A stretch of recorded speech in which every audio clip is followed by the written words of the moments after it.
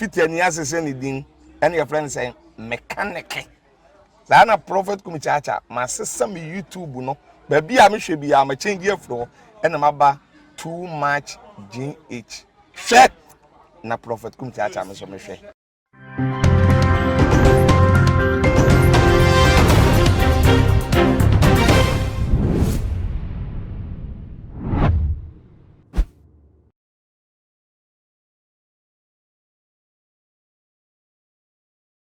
For Mema Obibia Akwaba Ede Eba too much age so Ghana Wahala Jumedie ena ebre asusemuson for Muniaba Ekesikapa and then so Mede Eba so Munim Semiji Eja Seed and I just say and some Dodona Edi Atrenchi Ewaye Maimun eno and a yedi Ebego a year apaso Emma wonso so which a wagen efa a year and sem no ehum na ene day dear chese a year and yum to four no say will be a hun se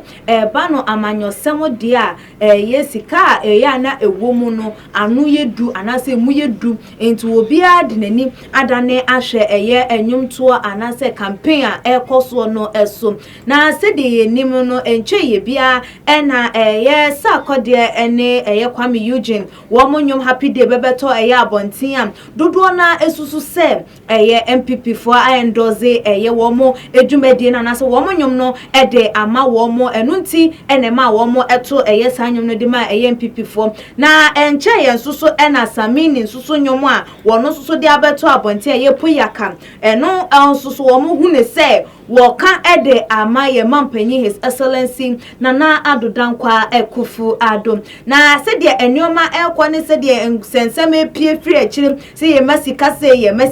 masikase eno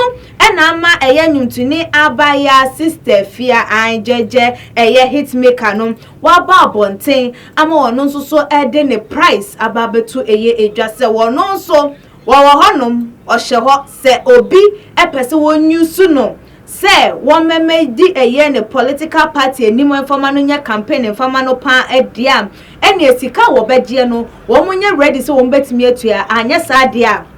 wonye campaign emfa ema na enu krampo akire no wo behwe se adekro na wo kwakoye ebe benefit no ana se benefit no nye so osore ya na ene eche se ye political party bi ene no wahuri na wodi wo machi se wo ye campaign ede ama omo da bi ono won se ne brand sa ema ne nye ye na wodi ne nsema atudwa no na che se sika wo begie no almost ye $500,000 ayede ba ye sika ma 2.9 million Ghana cedis ye new currency no emu na Ghana for binum si na abaya iboko de one and time says can farm taxpayers money near farmer and I said the one quantity enam so person wonye campaign and I want support amanyo kobi enatina wo baby na di wo dokno no wo mako because obi ni ho obetam sa sika pupudro no e de ama so won kwanje na di podwe wo no wabusuafo mo fa nchele abram ehiafo wo mayimu amobrofo wo ma yentimi hwe wo mompo enka wo masemu wie just because of say wo ye public figure and answer we celebrating tino na yesuro wa ye fere wani mu ntini atam sa sika no ede ama wo seje na kokodi se ye no anesen na amben na ebusua sei na ye nuaba no wode ne nsem no etu eye edwa emra ye busa ne se so wobi anasa political party bi ye na agency se wo fa no so wonye campaign man na wo beye anasa wonye eno ne ma eye sa ensem etibetu odwa wo boss sa sika no eso na ye nuaba ne editu edwa se I wouldn't take any political stand because I wouldn't want to put my career at risk because it is 50-50. You don't know what might happen. But let me also say this. It depends on the contract. It depends on the deal with me and the people. But if it is something I will benefit, if it is something I will benefit, I will do it. But if it is something that I wouldn't benefit, I will not do it. We any new ban someone what they to a year a dra a bio match say, Walma a year Ghana for whom say, I didn't age na a family no as way 50-50. se ade a be benefit ne dia wo beye na enye dia be benefit ne dia ene wonye den wonye na the one which will benefit me unless they pay me $500,000 we ene eye de osanso ede account na say dia be benefit no wa hwa hunu sem amanyoko we anase contract amode ba enioma eka ho no o we de be benefit me be ma menso so matimi ayeden akoso ene no de wo be ye na wo ye krampo na chese wo gi sika pupu duro no na abusua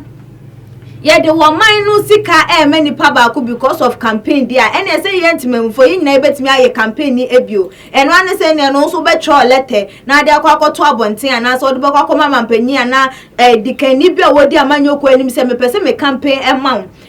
unya gu hu fi say Ghana ha de nim say unya ye bibia ye yi kakra bia obe trending to the gu hu fi for this year day then no anu no be public figure obi abe for interview no mu no na na chese won so wo de way year to just say me person me ye campaign e de ma manyoko we enti sika say na magene no so waje no e de account na say sa e na ye na anka bebeto ye wo man Ghana sika no say eda so e wo honum anase nke wo mayi mu no nke betimi etu eye empon ewum the fact say wate anase afọ waso echi say wo bi atonyom na ya mani sika no enkyere say ya chiche eye sika unim eye twaka wo ewo saa oni nipa no entama enu nti ma eye say sika no etimi ko eye ne nchen na ebusuafo ye hwe aye ade o say yinu abayi etimi ka eye saa ensem ya does it mean say yes celebrities aye for wo ema wo di dwumadie bi anim ba ne campaign no nkro ne ban does it mean say ye tam say sika bi sei e de ma wo ana ene say ye tam say sika bi sei e de ma wo no wo meye ho e che de na che say mpanifo no sabio abropam e na wo edi eye wo man because sika we bi da ba bia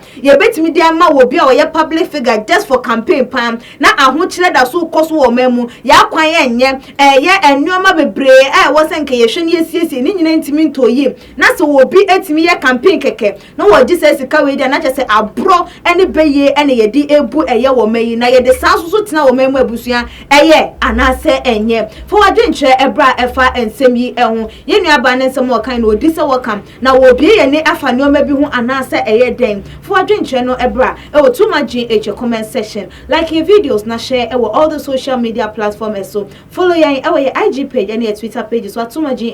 _Facebook too much midim e de ekwia sikapa makramo